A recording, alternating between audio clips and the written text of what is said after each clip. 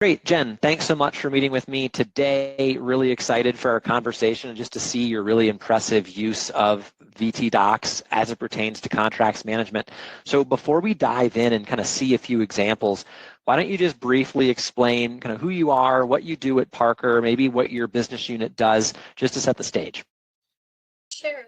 Thanks, Kyle, for asking me to participate. Happy to share my story. My name is Jennifer Alvarado. I'm a contract specialist for Parker Hannifin, their aerospace group division. I support all the aerospace divisions with various activities related to terms and conditions or interpretation of policy, also administration of different softwares, Visible Thread being one of them.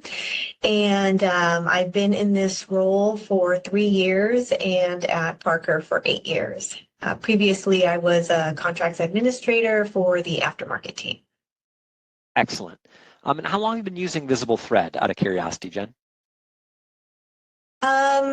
I used it when I was a CA as part of the aftermarket team, but on a much smaller scale. Now I'm using it a few times a week. So I'd say probably for the past couple years, a few times a week.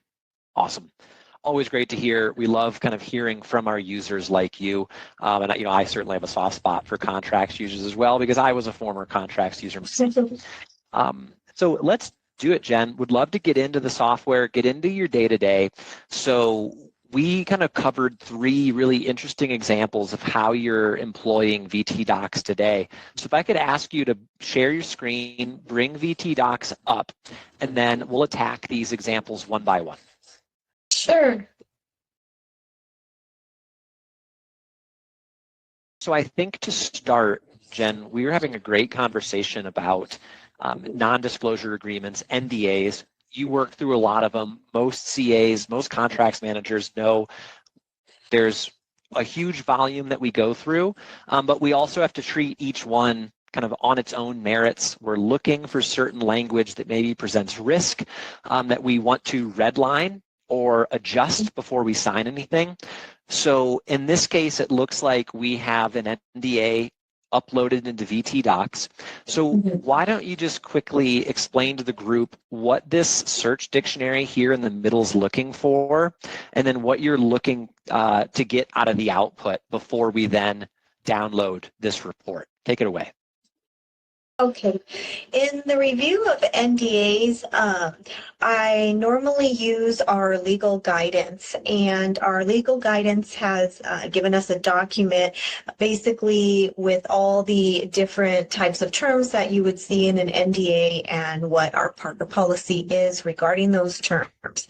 So instead of, manually looking side by side as I'm reading the NDA, I created an NDA checklist dictionary where I incorporated the term of the NDA and whatever pertinent notes our legal guidance has given, and then also any additional language that we may need to incorporate. So it's been really useful because instead of going and doing this manually, I have the terms already pre-populated onto the Word document. So all the notes are there. And if there are redundancies in the terminology, I don't have to keep going back to my notes document. It just populates the note again and again every time that term is located in the document. Really well said there, Jen. For those who aren't aware of what a dictionary is, it's a collection of search terms as well as guidance that users can customize. So right down the middle here, this checklist dictionary, we're seeing these categories, we're seeing purpose, we're seeing restrictions on use, we're looking at ownership. So Jen, why don't you just expand on just 1 or 2 of those categories for me, hit those plus signs. So in this case, we're looking for search terms like purpose. In NDAs, that's very common. Looking for words like confidential information, looking for words like intellectual property. So wherever we see those in an NDA, visible threat will flag it, and will also provide that guidance that you were referring to provided by your legal team. So that should hopefully kind of set the stage here. So now let's download that annotated doc and get into this actionable output. Okay, so we'll use the dictionary category as the comment author, generate the document. And then it populates into your downloads folder. And I can drag it over from my other screen here.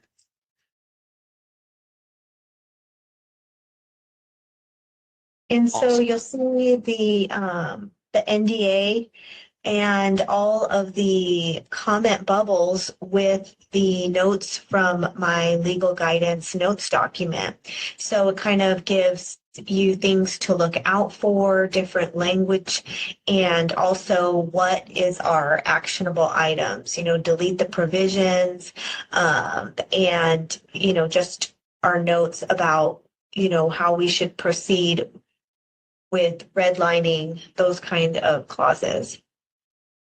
Really nice, Jen. And so what I want kind of the audience to see here is the NDA is presented here verbatim. There's nothing hidden. Read that NDA. We're just teeing you up to potentially take action, but you still have agency, Jen, don't you? You can redline accordingly, but now, yeah, you have that guidance here. What do we need to be looking out for? What do we need to add? What should we subtract? It's a great example of effective dictionary use cases.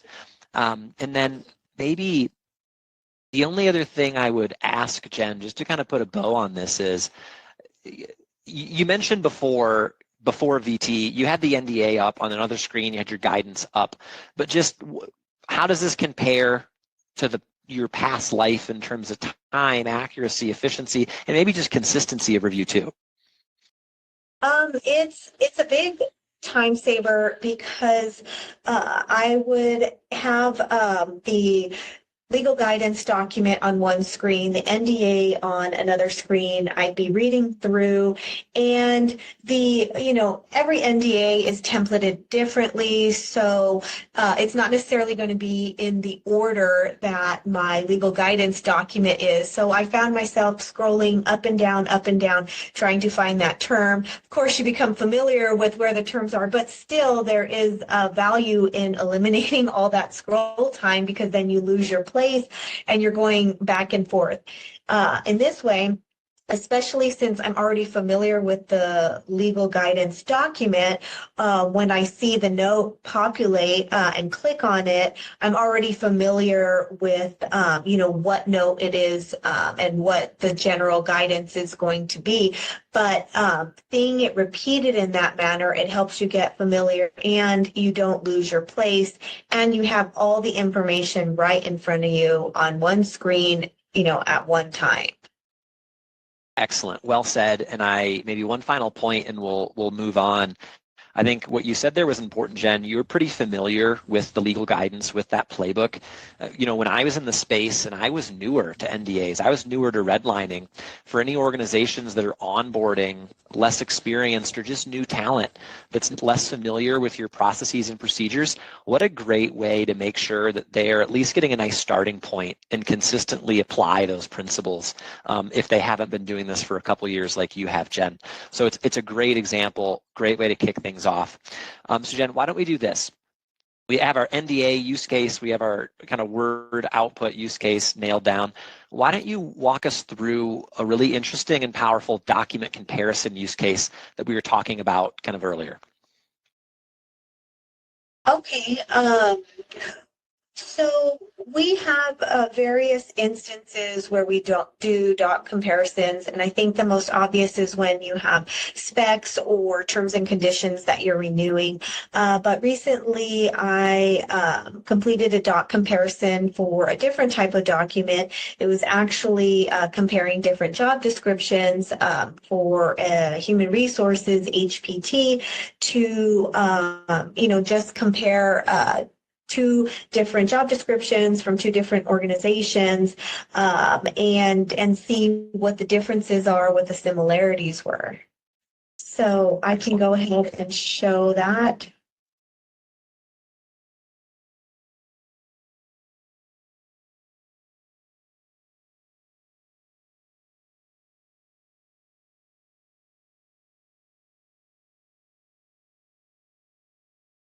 So what Jen's doing here, for those who aren't aware of our dot compare feature, we're uploading 2 documents, PDF, Word docs, or Excel spreadsheets.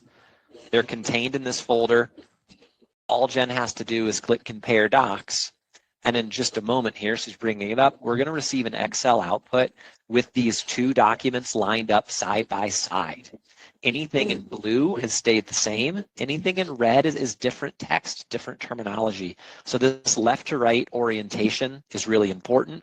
And with it being in Excel, if we have really long documents, you can filter down the middle, down column C. Maybe I want to filter out what stayed the same. Only show me differences. You have that ability.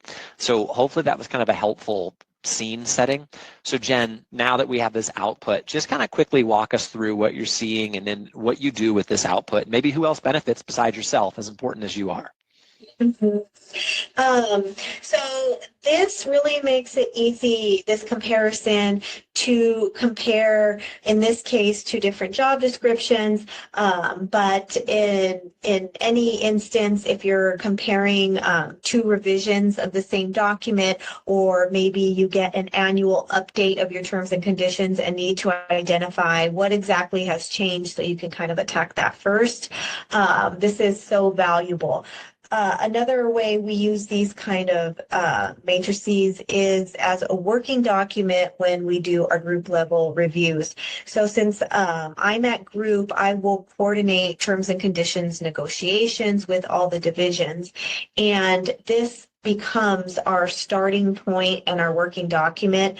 I will give each division their own column. I will, put the reviewer's name and their division, and we will usually post it in either in a location where all others can review and see the comments, so that it makes our review meetings a lot more productive, because everybody's had a chance to go in and populate their own comments for the terms and conditions and updates and the red lines that they want to see. They also have the opportunity to see what other divisions have said, and a lot of times that they're so familiar with this format that they'll agree with such and such division, which again helps, because now we're not coming in cold to these meetings. We're coming into a review meeting to discuss questions, or perhaps 2 divisions have 2 different points of view on a term. And so we're hitting those relevant topics instead of just, going through each and every line. We can make a far more efficient use of our time because, having 9-10 divisions looking at one document, and you're meeting for 30 minutes to an hour every week or 2 weeks, you want to make that as to the point as possible, especially when the terms and conditions are usually 50 pages or so. It's really well explained, Jen. There's a lot of value here, regardless if you're looking at job descriptions, if you're looking at T's and C's sets. I've seen people run these reports during redlining cycles. This was version 1, version 2. What were the puts and takes? We still have that redlined parent copy. What a great quick summary report we can share. Really, really nice. And I'll just maybe draw the audience's attention to row 18 here, stuck out to me in terms of this specific example. We can drill down and highlight, previously this contract admin was administering contracts by analyzing performance requirements and customer purchase order requirements.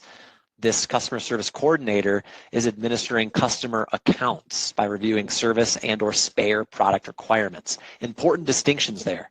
I still need to read it and understand it, but I'm teed up now to see that, and to Jen's point, make comment, share this with others. So maybe Jen, great example. Let's bring this home. In a dark world where you didn't have this output, how might you accomplish this task otherwise? So this task would again require 2 screens, hopefully, because if you tried to do it on one screen, you'd have to split it and it would be even more complicated. But you'd have each of the job descriptions up side by side, and you'd be scrolling through them, reading through, each of the points. But this is just so much easier to get to the the point of the matter, which is you're looking at these two job descriptions, trying to compare what is similar and what is different. And when you see them in this format, you can quickly, make some inferences about what the main differences are versus having to read through each of them side by side.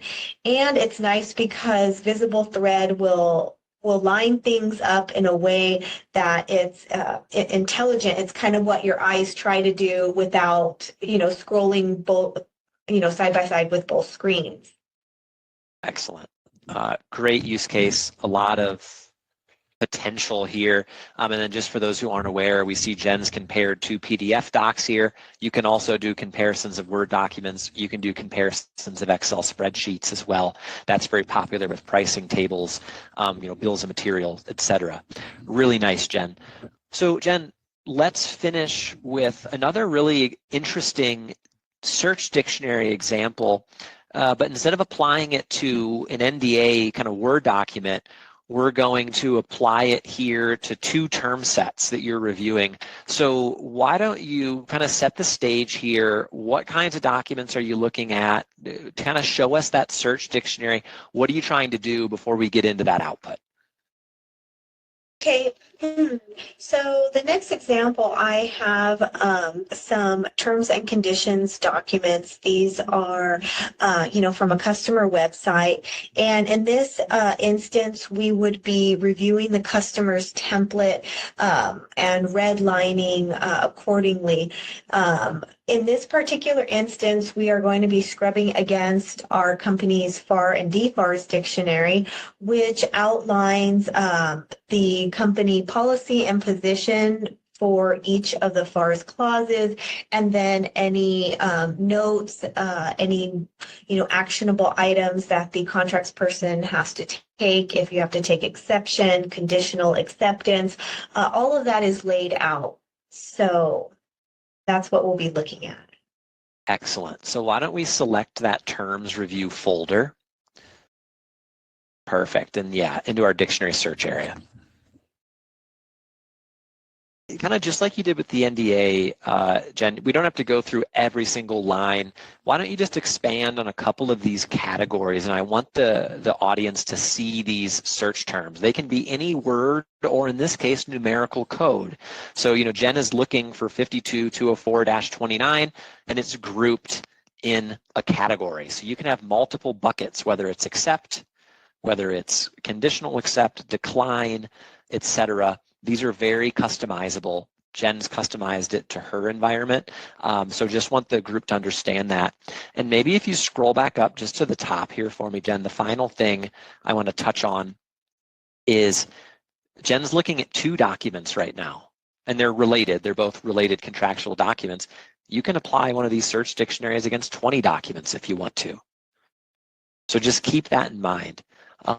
So thanks, Jen. I think that was helpful. So now let's generate that output that you always do and then review it just like we did with the dot compare. So you're going to shred to Excel, do a category shred. You can, customize your settings for the shred. And then it will export to your downloads folder.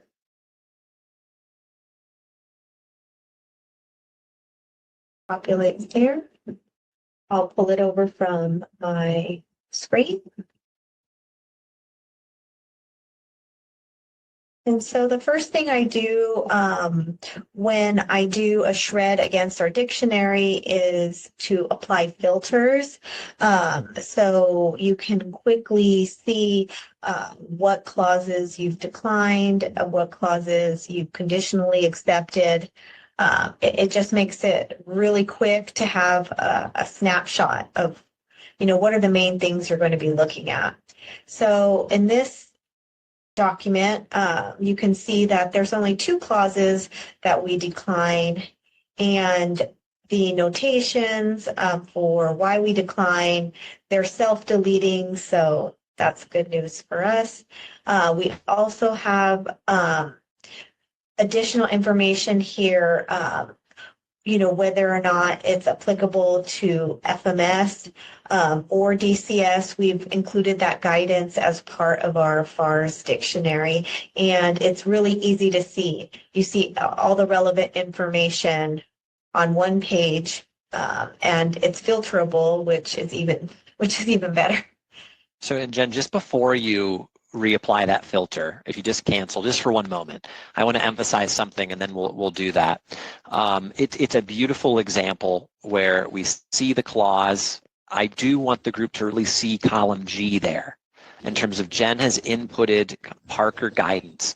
It's, we not only find the FAR clause, but you're seeing the position, the prescriptive guidance. What do we need to do when we come across it? As well as these search dictionaries are not one-trick ponies. Often we see interlocking requirements or relevance. And so Jen's very cleverly used this dictionary to say, not only do we decline it in this case because it's self-deleting, and here's why, but this is also not applicable to foreign military sales. But if it was applicable, you'd see an X in that column. So thanks, Jen. I just wanted to make sure that for people that are a little less kind of well-versed in this than you are, helps to explain it. So now let's undo that filter just as you were about to do. And then maybe just kind of continue to explain what we see here. Thanks. Yeah, so once it's expanded, you can see as we're going through this document, which is, outlines all the FAR flow downs for the contract, it makes it very easy to see what our position is. And we do have, a substantial amount of notes that helps the contracts person when they're reviewing a document know what position to take and whether or not to accept. And here we have the column for FMS applicability, DCS applicability, and we also include clauses that are mandatory flow downs to our suppliers. So that's huge, being able to identify the clauses that not only flow down to us Parker, but that we have to flow down to our sub-tiers. So in a very short amount of time, you can gather a lot of relevant information, which if you were doing this line by line, it would take a lot longer, and you'd be subject to user fatigue. By the end of the contract, your eyes could get blurry and you could be missing things. This way ensures that nothing is missed and the information is accurate. Really nice, Jen, and it frees up that time to focus on the requirements, focus on those declines or those conditionals, or you're a hero for your subcontracts or supply chain colleagues. I'm assuming I was when I was able to quickly filter down. Here are your mandatory flow downs. It's a great example. Maybe just one logistical note I want to call out. People will see on the bottom of the screen here, because we shredded two documents, we see two tabs. So this is the 2A tab. Yep, if Jen jets over to the first tab, that's the other document. And we see that dictionary applying just as it did on the other. And so if you had 15 documents, you'd see 15 tabs. And then if you don't want a tab by tab output, you can receive everything in one tab. That's an option you can select when you shred it. Hopefully that was helpful there. And I think, Jen, you anticipated my question. How does this differ from before? Very manual, fatigue. There's room for error there. You might miss something. So it's a really, really great example. And as long as people understand these dictionaries are customizable, there's really a lot we can do here, and Jen's just a great example of a really thoughtful dictionary creator. So maybe let's do this. Jen, you're off the hook for now. You can stop sharing, and maybe we'll just conclude with some closing thoughts. Great examples. Maybe any other concluding thoughts, observations, impacts. How has automation, whether it's VT or otherwise, how has it made the contracts function within your team better, faster? Anything to add there? And maybe the second question I would ask is maybe any recommendations. If there's some contracts teams out there that are looking at this or other kind of features, any advice to share when you're thinking about dictionary creation, I'll let you run with that in any way you see fit. Okay, I definitely think that this definitely revolutionizes how you review a contract. Starting from the first most simple way is a proposal or a spec. Any document really that requires some kind of shred. That was done before completely manually. There were CAs that would actually be retyping the contract or highlighting, copying, pasting into an Excel document, which is just an exorbitant amount of time. And that's not even the review process. That's just prepping the document to review it. So this software allows you to have a prep document in seconds. So that first function, just being able to complete a document shred, both a PDF or a Word document, is just such a huge value add. Also, the customizable dictionaries, I think that we've only touched the surface of their capabilities. I have a lot of dictionaries that I want to create. The NDA was the second dictionary, but we have so much additional guidance that I would like to build on, and also making customer specific dictionaries, because so much information is captured on the contract administrator's cheat sheets or notes. So if you have those notes already, you can simply populate them into a dictionary, and now instead of referring to your notes every time, you can have your notes populate on that document. And again, like with the example of the NDA checklist dictionary, as you're going through, since it does give redline instruction, and it does populate onto a Word document, you can actually redline right then and there, and then close out the the VT comment, make it go away like it was never there. And so you can complete your red line, making sure that you don't miss any of those relevant terms, close out all of your notes, and just like that, you have the document, the red line draft, ready to submit to the customer. So there's just so many different ways that you can use it, especially once you dig in, and you can find a lot of creative ways to help yourself when you're doing contract review.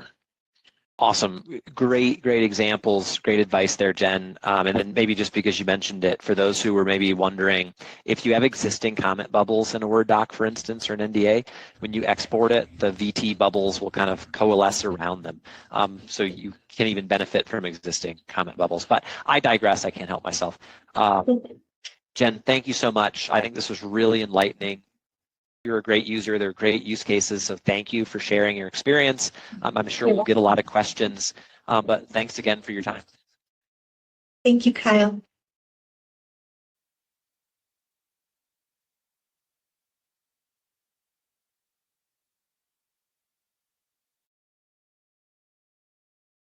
Hi, everyone. Hope you enjoyed that demonstration. Jen couldn't make the Q&A today, but don't worry. I'm here to answer those questions. Keep them coming. I'm going to answer as many questions as I can between now and the end of the session. We're going to start with two really good questions from Martha. I'll address both of them in turn, one more specific, one more general. So Martha's asking, is the FAR dictionary specific to clauses contained in a specific contract, or does it include all FAR clauses? Great question. So Martha, I'm actually going to share my screen and share one of my dictionaries to help illustrate my point here. So what you were seeing there, that's a more general FAR clause dictionary. It's not specific to any one contract. So we should be seeing my VT Docs environment here.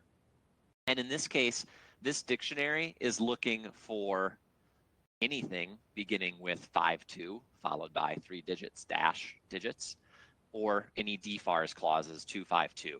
So this wildcard feature allows you to look for any single FAR clause or DFARS clause or your favorite agency supplement. From there, we have it further broken down into these FAR clauses just require review. Not for any specific contract. This is just more of a policy we look at these, contracts accepts these, we don't accept these, so on and so forth. Now, these dictionaries, though, are very modular. If you wanted a specific contract dictionary, for instance, or maybe we're only looking for FAR Part 12 clauses because we're on a FAR Part 12 contract. Maybe we are only looking at cost plus type contracts, and we have all kinds of different FAR clauses for those cost reimbursable type efforts. You can do that. So I'm in my dictionary library here where you can really start to create, edit, modify these dictionaries. The other thing I want to call out here is you're not always having to create dictionaries from square one. You can clone dictionaries, essentially a save as. Say, you know what, I want this to be contract, or let's just call it cost type, sake of argument. And then you can start to delete, add, destroy, etc. Now, going to Martha's second part of the question, which is how long did it take to set up these dictionaries? How long do you spend maintaining it? Dictionaries can be created very quickly, and I see them generally created in the following ways. And once again, I'm going to share my screen here.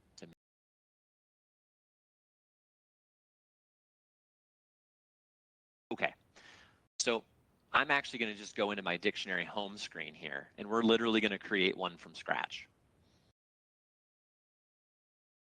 I'm naming it, and if I just wanted to say visible thread, show me every single FAR clause in a contract, and I'm being purposely general here. I'm going to start it with 52. I'm going to toggle my wildcard feature on. This is casting a wider net. You know that FAR clauses follow the 52 dot 3 digits. So you're seeing that pound sign followed by one or more digits. Whoops. And now visible thread will find any numerical sequence that follows this patterns, aka FAR clauses.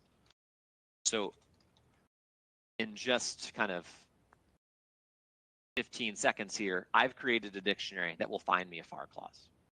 Now, you want to add to that, and you can kind of continue to rattle off specific clauses here, or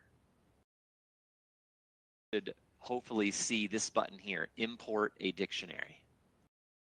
So you can do a mass upload of FAR clauses that are contained in a spreadsheet. So in Jen's case, she has an existing spreadsheet full of FAR clauses. That's that kind of playbook she was mentioning. I know a lot of contracts teams do. All you need to do is get that playbook into this Excel format, and you can do a mass upload in mere moments. Column B is the search term itself. You know, show me 252.225-7040. Category A is column A is the category. What bucket or group do I want it to sit in? Is it an all review? Is it a reject? Is it a decline? Is it an accept but review? That's all customizable, so we can copy and paste quite quickly. And then C is where you can include that guidance. What do we do with it? Why is it acceptable? Why don't we accept it? So on and so forth. You do a mass upload and you've got a dictionary in just moments. So maybe kind of closing thoughts there. When you're thinking about dictionaries, think about existing playbooks and policy docs that you already have internally. Most groups have that already. It's just a matter of getting it into a dictionary format, which my customer success team is here to help with as required. And then when it comes to maintaining it, you know, that of course depends. Generally, I see my contracts user groups just reviewing or refreshing their dictionaries once or twice a year. It doesn't require kind of constant ongoing maintenance. So really, really good questions, Martha. Hoping that addressed both of them adequately. If not, send me a Q&A again. And I can be reached at kyle.peterson@visible.com for any questions there. Another good question, and this is actually really good for those who joined just slightly late, which is totally okay. At the beginning of the webinar, Jen was showing a really interesting use case that doesn't speak to the FAR, isn't a comparison. I'm reviewing an NDA, for instance, and I want to do that in Word, but I want to continue to use that search dictionary feature of visible thread. Can you go back and kind of show how Jen did that? Happy to. This is a feature that not enough of my users use currently. So I'm really kind of hammering this point home lately. So if you're a contracts manager, contracts admin, you're reviewing NDAs, term sets, etc., you want to apply a certain search dictionary to that document and receive a Microsoft Word output as opposed to an Excel output, because we're contracts people, we like using Word. I have uploaded, in this case, a Word doc that's a master services agreement that I was actually redlining for Visible Thread. I'm applying my favored search dictionary here. So this is a dictionary, once again, for those who joined a couple minutes late. I can look for things like indemnity, without limitation, insurance, waivers of subrogation, overtime, and I'm simply grouping them into these categories. This is all customizable. Show me intellectual property, show me copyright, IP, etc. Now, you'll see top right, I'm circling it. Automatic effect, download annotated document. Click on that. Click generate document. You'll receive that Word document right back to you. And then we're actually using kind of native Word functionality. We're just using the comment bubble feature of Word. Kind of call out, there's an insurance hit. That's in my search term, bank. So we see insurance, and then we see also that guidance. This is all contained in the dictionary. And we can keep going. There's our indemnifications, what needs to happen without limitation. We want to strike this. And so I'm in that kind of striking mode. I could redline that and keep moving. So download annotated document. What are you always looking for in contracts? What requires certain action? What requires approval? You know, we're not going to strike things through for you. I'm a big believer in maintaining people's agency. There's times and places where we don't want to necessarily tweak language, but if we want to just get some of these pesky clauses highlighted for us, as well as include some kind of company guidance there, I want us thinking about custom search dictionaries and then downloading annotated documents. Just know it needs to be a Word input, so a Word source file to receive a Word source file back to you. If we were to upload PDF, we don't see that option because Visible Thread does not take PDFs and turn them into Word docs for you. So get those Word docs uploaded, get those annotated Word doc outputs to your hard disk. Good question.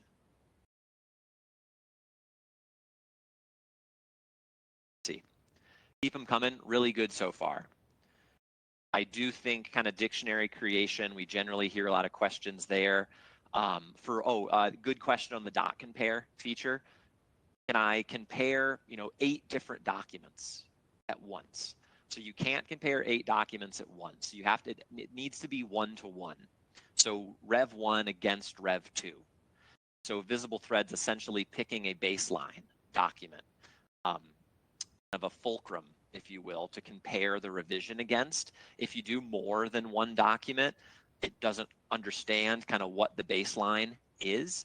So if you're in a situation where you have, 6, 7, 8 amendments to an RFP, to a solicitation, to a contract, what you can do, get those all into a folder in Visible Thread, but a dot compare takes just moments to create. Just compare 1 versus 2, 2 versus 3, 3 versus 4.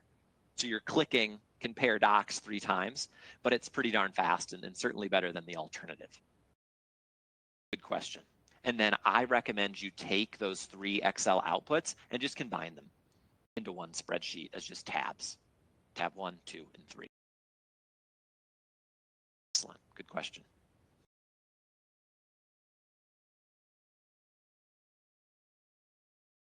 Right. Let's see.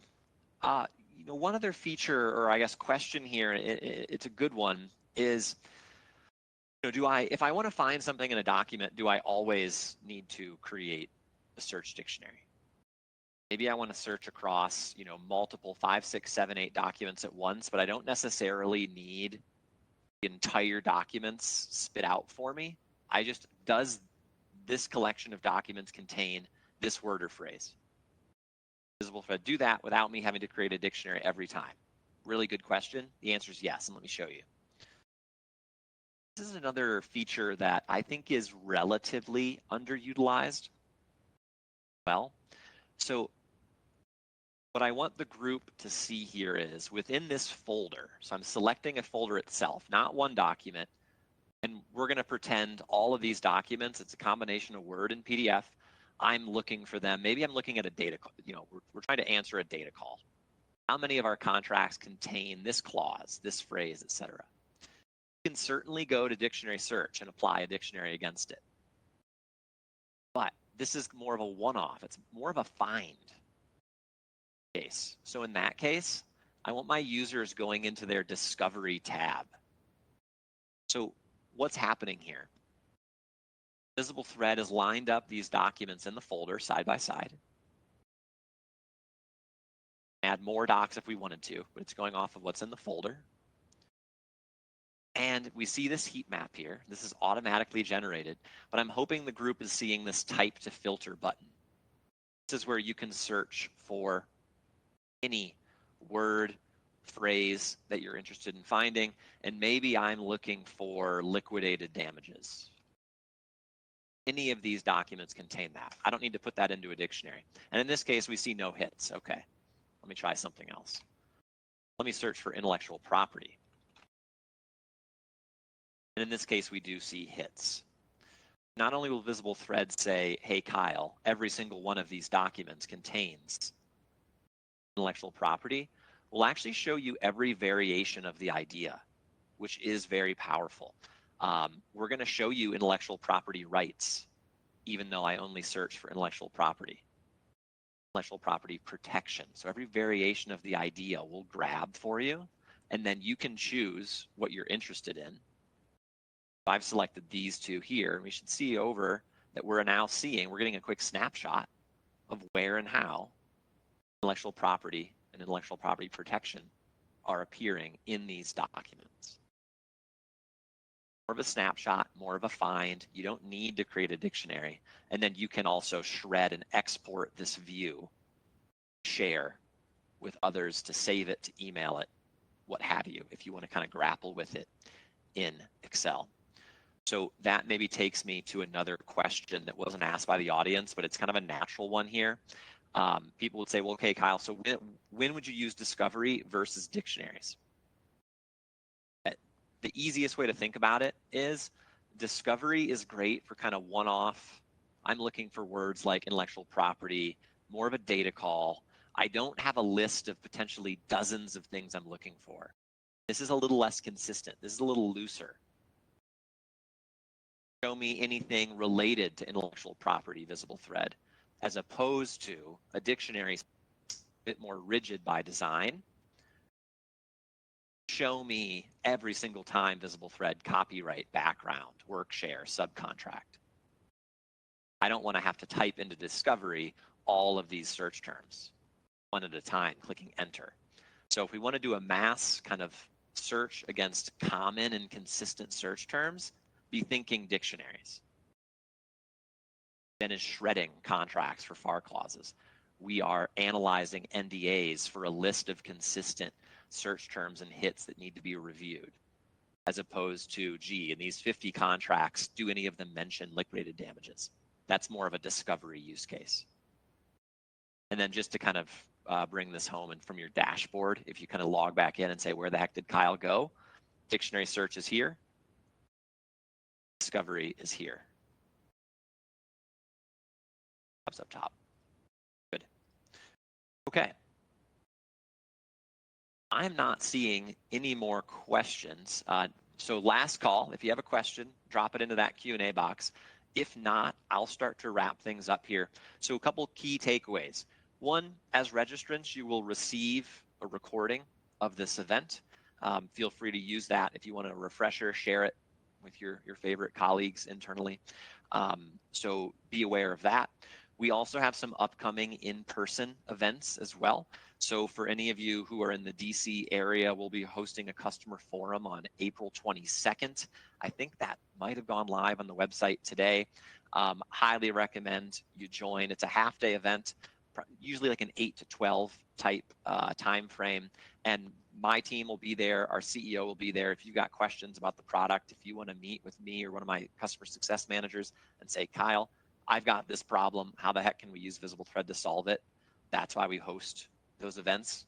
We want to meet in person and help solve those problems. So our event calendar, our webinar content continues to grow over time. So thank you so much for your time and attention. I know you're busy people. Hope you got a lot out of this. And then finally, you should receive a survey, or some of you will receive a survey. Would love to hear your feedback, positive or negative. We want to make sure that these events are actionable, they're relevant, and they're helpful. So if you like what you saw and want more of that, rate it accordingly. If this wasn't helpful, hopefully that's not the case. We also want to hear about that too, to make sure that we tweak and improve over time. So if you have a minute, please do consider filling out that survey. So thanks all again for your time. Talk to you next time.